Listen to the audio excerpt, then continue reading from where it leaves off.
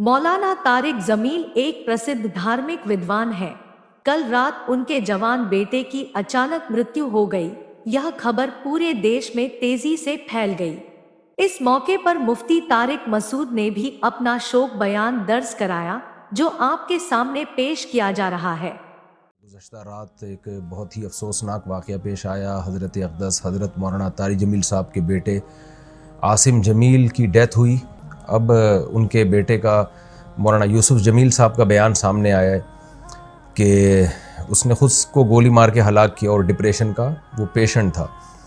सबसे पहले तो हम दुआ करते हैं अल्लाह ताला उसकी मग़फ़िरत फ़रमाए और हज़रत अक़दस हज़रत मौलाना तारिक जमील साहब और उनके तमाम लवाहिक़ीन को अल्लाह सब्र जमील की तौफ़ीक़ अता फ़रमाए। मैं जो ये बयान रिकॉर्ड करवा रहा हूँ इसका एक बड़ा मकसद जो है वो उन लोगों को जवाब देना है जो इस अमल को ख़ुदकुशी करार दे रहे हैं, क्योंकि मैंने भी कुछ कमेंट्स पढ़े हैं, कुछ लोगों के नेगेटिव कमेंट्स हैं। आपको पता है कि कुछ लोग ऐसे मुखालिफ लोग हैं उलमा के, दीनदारों के, कि उनको मौका चाहिए होता है प्रोपेगेंडा करने का। हमारे यहाँ ये बात मशहूर है अल्हम्दुलिल्लाह। हमारे यहाँ दीनदार तबक़ा, चाहे उलमा का हो, क़ुर्रा हज़रात का हो, हाफिज़ों का हो, अल्हम्दुलिल्लाह उनमें ख़ुदकुशी का रेशो ना होने के बराबर है, उनके घरों में भी और उनके ख़ुद उनमें भी। क़ारी हज़रात की तनख़्वाहें देखें आप, आइम्मा किराम की तनख़्वाहें देखें, उनके मसाइल देखें, उसके बावजूद वो ख़ुदकुशी की तरफ नहीं जाते, इसलिए कि अल्लाह ने उनको सब्र दिया है।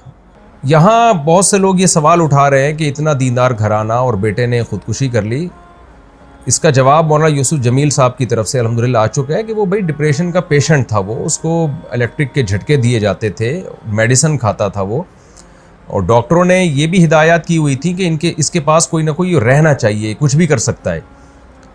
तो ये जवाब मैं समझता हूँ काफ़ी है उन लोगों का मुंह बंद करने के लिए जो इस अमल को ख़ुदकुशी करार दे रहे हैं। लेकिन आपको पता है जो फितना परस्त लोग होते हैं उनको बातें करनी है। बाज़ लोग ये भी तबसरा कर रहे हैं कि हर ख़ुदकुशी डिप्रेशन में ही होती है, टेंशन में ही होती है, खुशी में तो कोई भी ख़ुदकुशी नहीं करता। तो देखें ये टॉपिक डॉक्टरों का है, डॉक्टर बताते हैं, और हमने मुशाहिदा भी किया है कि डिप्रेशन दो तरह की होती है। एक डिप्रेशन तो आम लोग जो दुनिया की मोहब्बत में डिप्रेशन में गए हुए हैं, एक डिप्रेशन वो होती है जो किसी दिमागी बीमारी की वजह से होती है। इसमें दीनदार लोग भी मुब्तला हो सकते हैं और इसका इलाज ये नहीं है कि उसको सब्र की तलकीन की जाए, इसका इलाज मेडिसिन होती है, दिमाग में कुछ केमिकल आगे पीछे हो जाते हैं। ऐसे बहुत सारे पेशेंट हमने अपनी ज़िंदगी में देखे हैं। यही वजह है, और ये नई बीमारी नहीं है, सदियों पुरानी बीमारी है। यही वजह है कि उलमा किराम ने क़िसास वगैरह के मसाइल में बयान किया कि इंसान पर कुछ कैफियत ऐसी आ जाती हैं कि जिसमें वो अपने कौल व अमल का ज़िम्मेदार नहीं होता। ये वो जब है जब इंसान की दिमागी सलाहियत काम करना छोड़ दे। तो ऐसे ही खूब समझ लें कि ऐसा डिप्रेशन का मरीज़ अगर किसी को कत्ल कर देता है या अपने आप को कत्ल कर देता है तो वो ना दुनिया में मुजरिम है, ना अल्लाह के यहाँ वो मुजरिम है। उसमें मलामत करना और किसी को बुरा भला कहना या कोई नेगेटिव बातें करना, ये जो बातें करने वाले लोग हैं वो मुजरिम हो जाएंगे। तो ये बचपन से इसकी जो हमें तहकीकात से मालूम हुआ है कि ये जो हज़रत का जो बेटा है ये बचपन से ही किसी दिमागी बीमारी में मुब्तला था और इलाज भी हो रहा था। हज़रत जो ज़िम्मेदारियाँ एक बाप की होती हैं वो औलाद के लिए वो ज़िम्मेदारियाँ पूरी करने में लगे हुए थे, लेकिन ज़ाहिर है कुछ चीज़ें अल्लाह की तरफ से होती हैं, इंसान उसमें बेबस होता है।